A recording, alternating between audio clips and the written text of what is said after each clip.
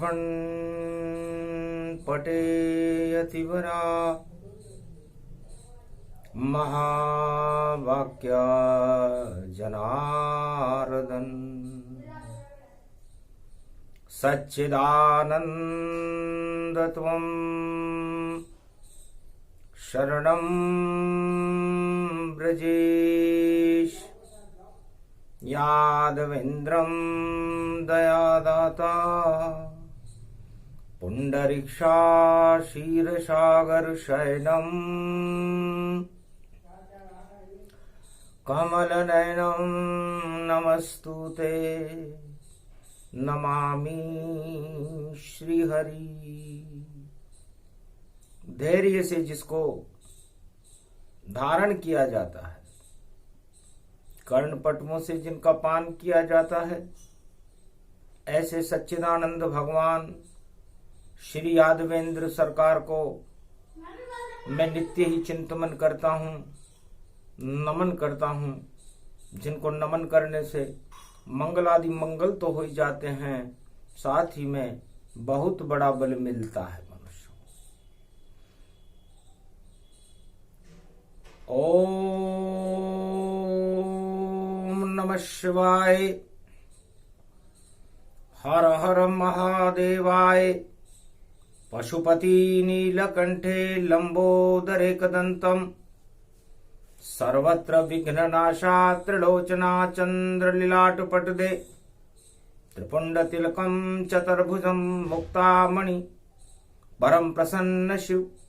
हर हर महादेवाय नमस्तुते रामेश्वरम परम बिल्वपत्र रसाय। ओम नमः शिवाय। नमो नमः। अखंड ब्रह्मं तेजं च प्रतिभूतानि ब्रह्म सत्य यतात न गृह्णान्ति यन्तं मृत्युञ्जनं तं महामृत्युंजय तम नमः शिव। ये कुमारी का क्षेत्र है और इसमें दिव्य प्रकाश, मध्य में पृथ्वी, यहाँ पर ऊपर है आकाश, नीचे है पाताल। सप्तलोक गति जानो, भूत भविष्य वर्तमान सब इसमें ही मानो। 12 ज्योतिर्लिंग का और मध्य में पृथ्वी प्रकाश, नीचे यहाँ पाताल है, ऊपर है आकाश। ये ज्योतिष का ज्ञान है। पंचम वेद सुजान, जो जाने इस ज्ञान को उसको मिले भगवान। भगवान शंकर वाणी में फरमाते हैं, उमा जी, ज्ञान बैकुंठ है, ईश्वर का स्वरूप है, और अज्ञानता मृत्युलोक है, और उस अज्ञानता का पतन पाताल है। 12 ज्योतिर्लिंग हैं। ज्योतिष ज्ञान सुनो अब भवानी, और कैसे देखें हम मनु जानी। भगवान शंकर फरमाते हैं कि आज रविवार का दिन है, कार्तिक का महीना है, कलयुग है और पंचमी है। ये 5वां वेद वाणी कलयुग में इसलिए सुना रही है कि कलयुग में मृत्युलोक में सारे संसार में सारा संसार दुखी है, और उस दुख को दूर करने के लिए कोई किसी ज्योतिषी के पास जा रहा है, कोई किसी चिकित्सक के पास जा रहा है, कोई किसी तंत्र मंत्र भूत प्रेत विद्या करने के पास जा रहा है, कोई किसी राजनेता के पास जा रहा है, कोई किसी अधिकारी से मिलने जा रहा है, कोई किसी उद्योगपति से मिलने जा रहा है, कोई किसी राष्ट्राध्यक्ष से मिलने जा रहा है, मगर फिर भी दुख नहीं दूर हो। और ये कर्मों का खेल, कर्म गति टारे नाही टरे। चाहे लाख करो रे उपाय, कर्म गति टार सके कोई नाय। वाणी में बोले भोले शंकर, अरे वाणी सब कुछ बताए। भारत में जिस पर कोई संकट है परामर्श कर आए। यदि भारत के किसी गरीब व्यक्ति को कोई दुख है, भारत की 1.25 अरब प्रजा को कोई दुख है, तो वह अपने दुख के बारे में परामर्श वाणी से कर सकता है। वाणी से वो पूछ सकता है कि मेरे दुखों का कारण क्या है।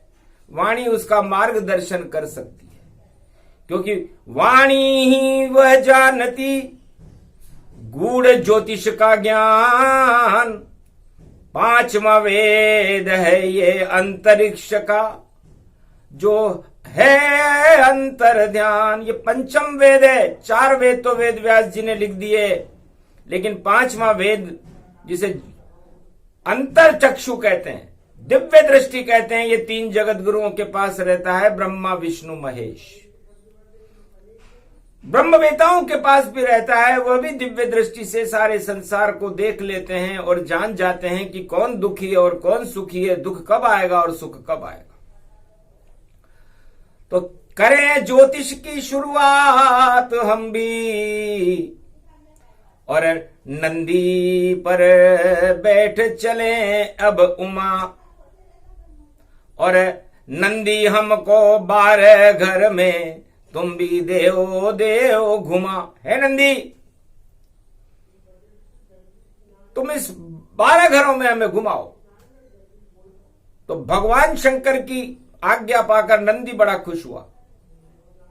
तो सुनो ज्ञान अब ज्योतिष का, वाणी भारत को बताती है, और कैसे हमें ज्ञान होता है सुख दुख का, और भूत भविष्य वर्तमान बतलाती है।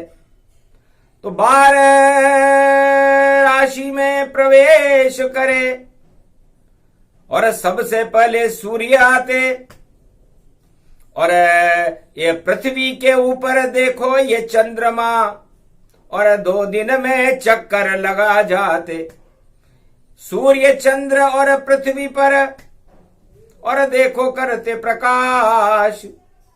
अब सुनो ग्रह की चाल तुम बोले शिव कैलाश। तो भगवान शंकर फरमाते हैं कि किसी भी जन्म कुंडली के अंदर 1 नंबर से प्रारंभ होकर के 12 नंबर पर समाप्त हो जाती है। इसे 12 ज्योतिर्लिंग कहते हैं। यह हर व्यक्ति की कुंडली में 12 ज्योतिर्लिंग हमेशा जन्म के समय ही प्राण प्रतिष्ठित रहते हैं। अब एक किसे तुम मानो, और भोले रहे बताए। एक जगत गुरु ज्ञान है, और नारायण कहलाए। तो ब्रह्मा विष्णु महेश सब तीनों एकाकार, 1 नंबर में बैठे हैं। देखो जगत गुरु का सार। तो उमा जी 1 नंबर जो है ये मैं खुद हूं, मैं ज्ञान स्वरूप हूं, और इस ज्ञान में ईश्वर एक होता है, धर्म एक होता है, और आत्मा भी एक ही होती है। तो हम इस आत्मा में उस धर्म रूपी परमात्मा को धारण करके परमात्मा की शरण में चले जाएं, उसे एक कहते हैं। अनेक हो नहीं सकते, आत्माएं तो अनेक हैं, लेकिन ईश्वर एक है। और यह कैलाश एक ही है, और इस कैलाश के ऊपर मैं उस एक का ध्यान करता हूं जिसका नाम है मर्यादा पुरुषोत्तम राम, जो नारायण का 4 चतुर्भुज स्वरूप है, बालक इष्ट देव हैं। वो मेरे उस एकाकार अंदर होकर के मेरे अंदर समाहित रहते हैं। तो पहले घर में जो ग्रह आवे, इसमें सूर्य उच्च का होता है, और सूर्य वंश में रामचंद्र जो दिल में शिव के रहता है। तो जिसकी भी कुंडली में 1 नंबर में जो भी ग्रह आ जाए, वही देव दानव मानव है, देखो उसको जाए। बता रे नंदी कहाँ है मंदी, और कौन है अच्छा कौन है गंदी। यही से पता चल जाता है कि कौन मनुष्य अच्छा है, कौन मनुष्य बुरा है, उसके एक नंबर में कौन सा ग्रह बैठा है। तो नंदी पर बैठ गए भोले कैलाश, और ये नंदी दूसरा घर रहता। तो भगवान शिव कैलाश पर बैठे हैं, एक नंबर में बैठे हैं, और 2 नंबर उनकी बाईं आंख है, और 12 नंबर उनकी दाईं आंख है। तो 2 नंबर है बेल का, और नंदी उसको जान। शिव का वह परिवार है, और यही है शिव का ज्ञान। शिव जी उस नंदी पर बैठ जाते हैं। तो 2 नंबर भगवान शिव की बाईं आंख है।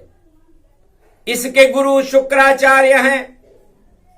जो ग्रह यहां पर प्रगटावेगा, वो जितने त्रिलोक में नर नारी वह सब दानव रूप दिखावेगा। तो वो धन प्राप्त करने की इच्छा रखता है जिसके यहां पर कोई ग्रह बैठा रहता है। अब वो ग्रह कोई सा भी हो सकता है। तो धन और परिवार की इच्छा यहां से देख, और दूसरा ज्योतिर्लिंग है इस पे दृष्टि फेंक। शुक्राचार्य इसको ही जानो, और शुक्र का घर इसको ही मानो। दानव गुरु शुक्राचार्य, और बाईं आंख समान। भगवान शंकर के तीसरे नेत्र में पहला नेत्र तो वो खुद ही है, बाईं आंख का नेत्र उनका शुक्राचार्य है।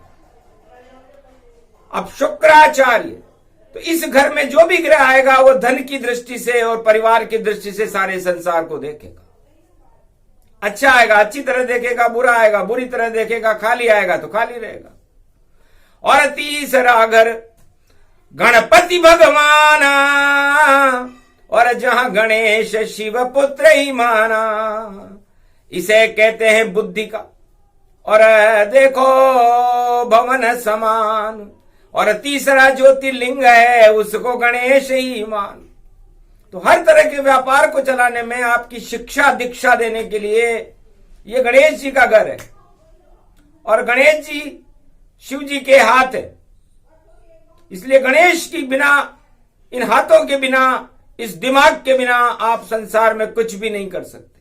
तो देख लीजिए तीसरे ज्योतिर्लिंग का देखो ज्ञान। कौन सा ग्रह यहां बैठा है वैसा ही फलमान। चौथा घर है चंद्र भवानी, अमृत क्षीर सागर समझानी। और चौथा घर चंद्रमा का है, और चंद्रमा दूज का भगवान शंकर के त्रिपुंड पर रहता है। और नारायण का रूप है अमृत सागर क्षीर। और चंद्रमा उमा महारानी जो बदल देत तकदीर। ये माँ है, उमा है, सारे सुख देती है माँ, वह उमा रूप कहलाती है। और ओमकार की शक्ति है जो इस घर में ही आती है। चौथा ज्योतिर्लिंग है, और इसकी शक्ति उमा महतारी जान, पूरे त्रिलोक की महतारी है। और देती सब कुछ ज्ञान, सब कुछ देती है। तो चौथे घर में जो ग्रह बैठा हो वो सब कुछ देगा आपको, सारे सुख मिल जाएंगे। शरण उमा की जाओ। और पांचवा घर है उसका वाहन है, और देखो शक्ति प्रगटाओ।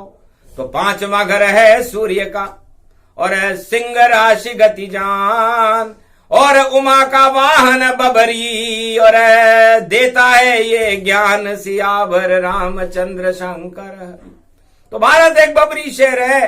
तो पांचवें घर में जो ग्रह होता है वो आपकी शिक्षा को बता देता है, आपकी गति को बता देता है, आपके पूर्व जन्म के ज्ञान को बता देता है। तो देखें पांचवा घर बबरी समझाना, उमा रूप महारानी का वाहन शेर समान, शेरा वाली की शक्ति को इस घर में देख लो आन। तो पांचवें घर से हमें वो शक्ति देख लेनी चाहिए कि ज्ञान कितना है इसमें। और छठा घर है कार्तिक स्वामी, जो उमा का पुत्र कहता है। और देखो ज्ञान पुत्र कार्तिक स्वामी, और कार्तिक मास में आता है तो जितने भी दानव जगत में और जितना भी अज्ञान, उनसे लड़ने के लिए और शक्ति देता। तो ये छठी रात के अंक यहां से देखे जाते हैं। इसमें जो ग्रह होगा वो आपको शक्ति देगा, सरकार से लड़ने की शक्ति देगा, सरकार की पास जाने की शक्ति देगा, बड़ी बड़ी शक्तियां देगा, रोग ऋण और शत्रुओं से विजय कराने की शक्ति इसी घर से मिलती है। ये छठा ज्योतिर्लिंग है। तो देख लीजिए कौन सा ग्रह और इस छठे घर में आया है। या तो लुटिया डूब गई या कंचन जैसी काया है, पता लग जाएगा आपको। और सातवां घर पृथ्वी को जानो और शिव शक्ति इसको ही मानो। दुर्गा सप्तशती की शक्ति और शक्ति बड़ी अपार। और कैलाश पे शिव जी बैठे हैं और साथ में शक्ति साकार। तो भगवान शंकर कैलाश के ऊपर बैठते हैं। 1 नंबर में भगवान शिव है और 7 नंबर में उनकी शक्ति है। तो सारी शक्ति पता लग जाती है जब 7वां ज्योतिर्लिंग जानो। और महाकाल का रूप है ये, और महाकाल इसको मानो। कालों के काल है महाकाल, और सारा जीवन यहीं से चलता, और शक्ति यहीं से ही मिलती, ये जब तक 7वां घर नहीं पड़ता। तो दुर्गा सप्तशती, दुर्गा दुर्गति नाशनी। तो कैसी भी दुर्गति हो जाए, शक्ति की आराधना करके आप यहां से अपनी दुर्गति को हटा सकते हो। ये 7वां ज्योतिर्लिंग है जिसे उज्जैन में महाकाल कहते हैं। तो सारी शक्ति है यहां और सारा भक्ति और ज्ञान। और देखो 7वां घर है शुक्र का, तो स्त्री उसको मान। तो आपकी ये स्त्री भी है। तो 7वें घर में जो ग्रह बैठता है वो बता देता है कि इसकी शक्ति क्या है। और 8वां घर पाताल ही जानो, और देव दानव मानव सब मानो। तो दुर्गा करती दुर्गति, और 8वें घर में डाल, आगे 9 दुर्गा खड़ी और बीच में उसका काल। तो 8वां घर काल का होता है। और इधर भी दुर्गा होती है, दुर्गा सप्तशती, 7 दुर्गा खड़ी रहती है, सप्तऋषि खड़े रहते हैं। और 9वें घर में 9 दुर्गाएं खड़ी रहती हैं, और बीच में 8वां घर आता है। तो उसके अंदर दानवता होगी तो उसका काल आ जाएगा, और मानवता होगी तो 9 दुर्गाओं की कृपा मिल जाएगी। इसलिए 8वां घर पाताल है, और चिता समान इसे जान। सारे जगत का काल है, और 8वां घर इसे मान। तो ये 8वां ज्योतिर्लिंग है, और शक्ति इससे मिले।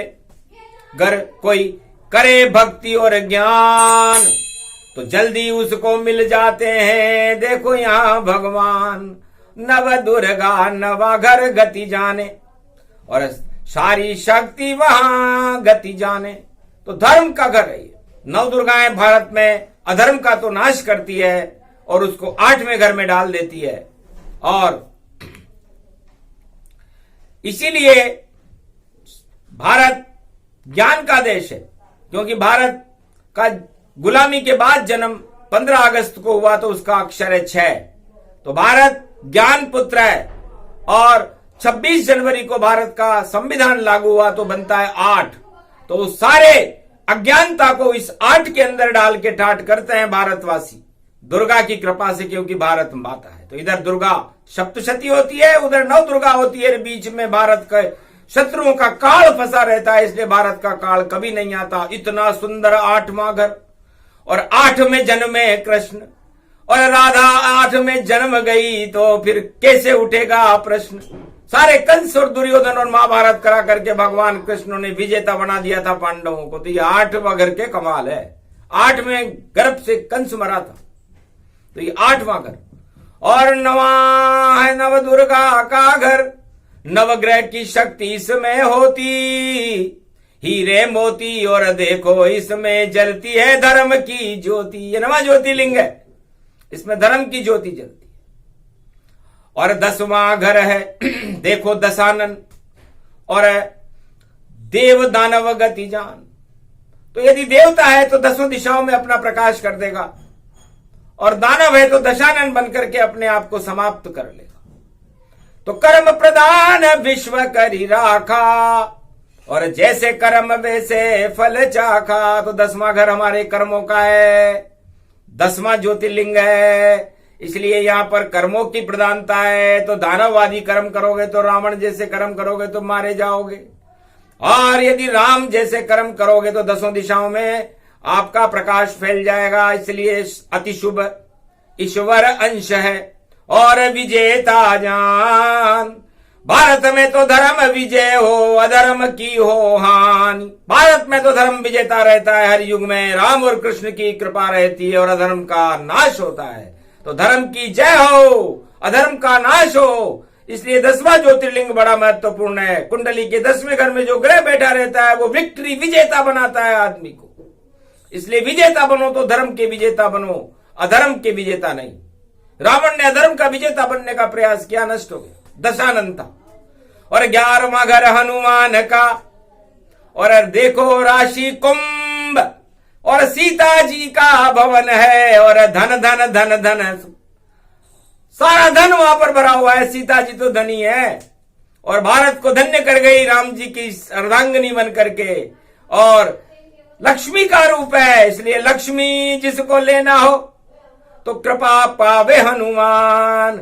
11वां ज्योतिर्लिंग है, और पवन पुत्र गति जा। ये 11वां ज्योतिर्लिंग है, हनुमान जी हैं। इसलिए हनुमान जी की कृपा के बिना और सीता जी की कृपा के बिना किसी को कुछ नहीं मिलता। इसलिए सीता जी ने 11वें घर में अष्ट सिद्धि और नवनिधि हनुमान जी को ही दी और किसी को नहीं दी। तो यहां दाता है। और 12वां घर रामेश्वर है, और देखो बृहस्पति जान, और दाई आंख है शिव जी की जो देती रहती ज्ञान। तो शिव के दोनों नेत्र, पहला नेत्र तो उनका खुद का ही है, और बायां नेत्र उनका वृष राशि में रहता है जो शुक्राचार्य है, और दायां नेत्र उनका बृहस्पति। और भगवान शिव और राम दोनों यहां मिलकर के रामेश्वर हो जाते हैं। ये 12वीं राशि है। तो 12वां ज्योतिर्लिंग है रामेश्वर भगवान। और देखो सारे ज्योतिष का और दे दिया शिव ने ज्ञान। तो इनमें जो जो ग्रह बैठे हैं उनको लो पहचान, और उनका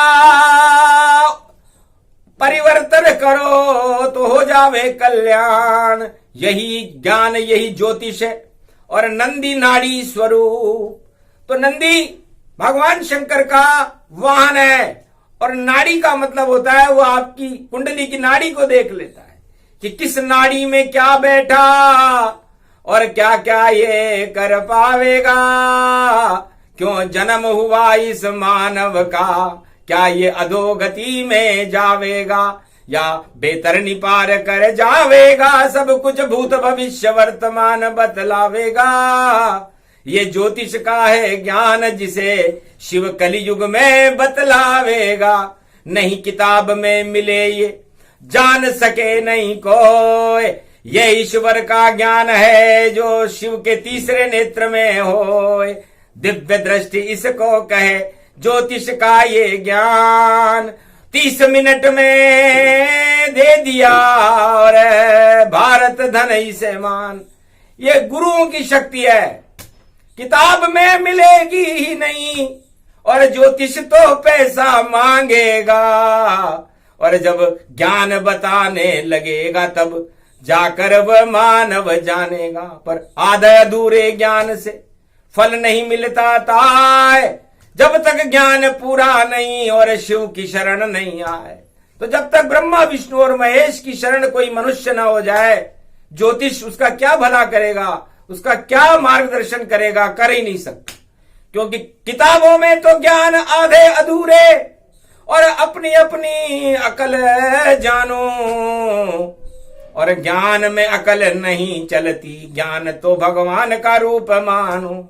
तो पूरे त्रिलोक का ज्ञान ही और शिव शक्ति कहलाए, उनके दोनों नेत्र हैं, देव गुरु बृहस्पति और शुक्राचार्य गति पाए। तो ये ज्ञान है, ये तीसरा नेत्र है भगवान का, और ये 12 ज्योतिर्लिंग हैं। हर मनुष्य में इन 12 ज्योतिर्लिंगों में कोई ग्रह खाली होगा, कई में एक साथ बहुत सारे ग्रह बैठे होंगे, बस वही उसका भूत भविष्य वर्तमान है। उसको जानना और जान करके उसे भगवान तक आना, ये उसकी कला है। इसलिए जो अष्ट वर्ग युक्त है ये ज्ञान, और इसे कोई नहीं समझावेगा। जब तक गाय से दूध नहीं निकले तो मावा घी मक्खन कैसे पावेगा। जब तक आपको दूध निकालना नहीं आता हो, दूध दोना नहीं आता हो, दूध को गर्म करना नहीं आता हो, दूध को जमाना नहीं आता हो, दूध को मथना नहीं आता हो, तो फिर आपको मक्खन कैसे मिलेगा, आपको दही कैसे मिलेगा, आपको छाछ कैसे मिलेगी, आपको मावा कैसे मिलेगा, आपको घी कैसे मिलेगा। तो ये सब ज्ञान है अष्टवर्ग युक्त, वाणी ने इसको समझाया। और कार्तिक मास की रविवार की पंचमी को इसको गाया। तो पंचम वेद ज्योतिष बने और निराकार की ज्योति, और इस ज्योति में ईश्वर होते और तब जाकर ज्योतिष होती। अब कोई कौन सी किताब ले आता है, कोई कौन सी किताब ले आता है, कोई क्या ले आता है, आधे अधूरे ज्ञान से। और शिक्षित कोई न हो जब तक पूरा ज्ञान नहीं हो, तो नीम हकीम वह हो, तो नीम हकीम खतरे जान। इसलिए सारे संसार में नीम हकीमों की कमी नहीं है, जो आधा अधूरा ज्ञान दे करके मनुष्य को प्रसन्न करने का प्रयास करते हैं और उससे धन ले लेते हैं कि जा तेरे ये दशा चल रही, राहु केतु की छाया है, और भैया तेरे हाथ में इसलिए धन अब तक नहीं आया है। डरा डरा कर लूटने वालों सावधान अब तुम रहना, रावण से पूछ लेना जो ज्योतिष का ज्ञान जिसमें गहरा।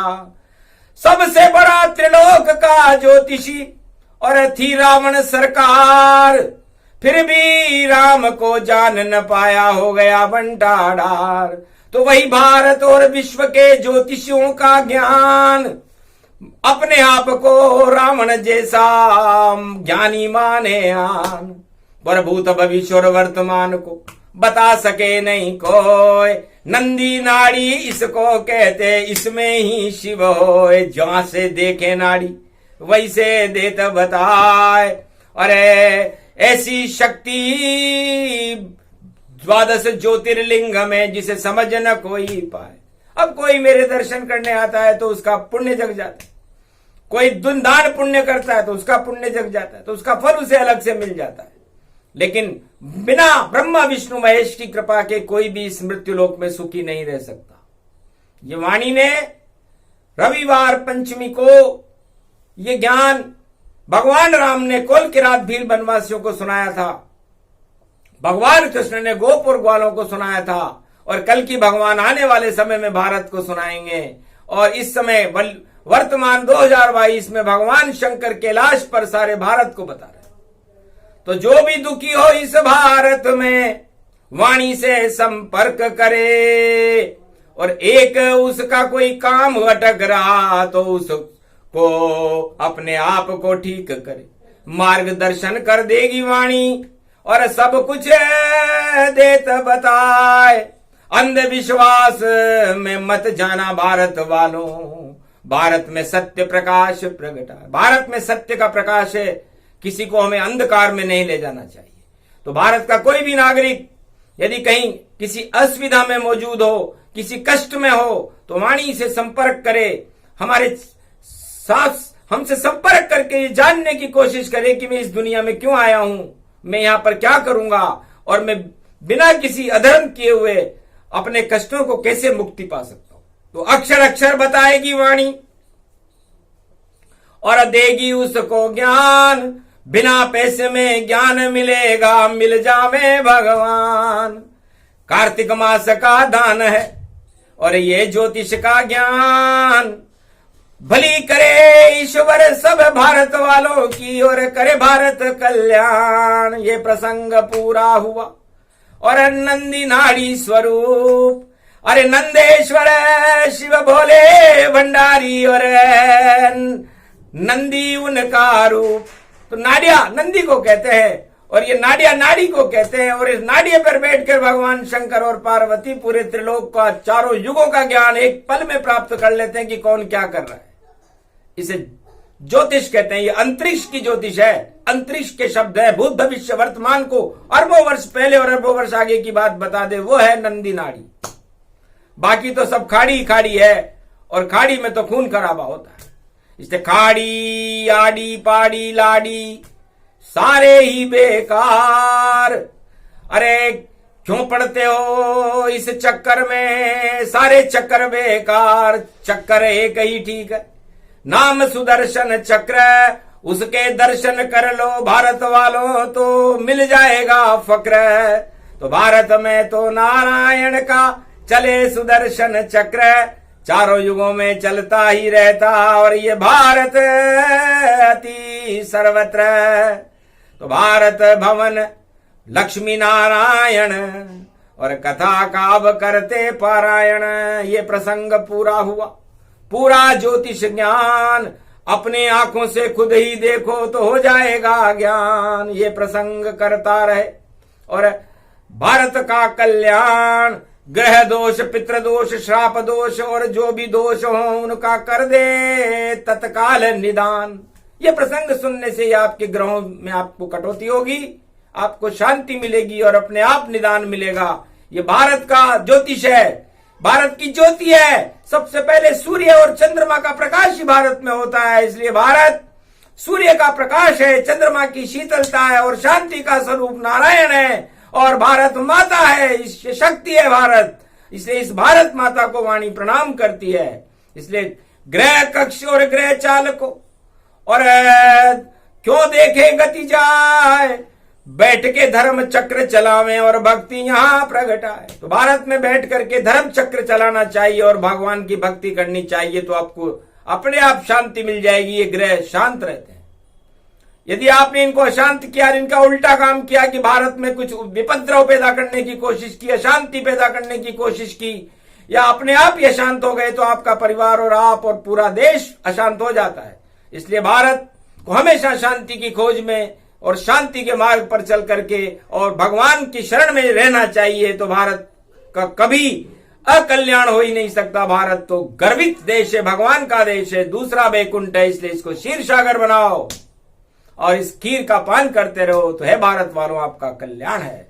बोलो जय शिव शक्ति, जय कैलाश।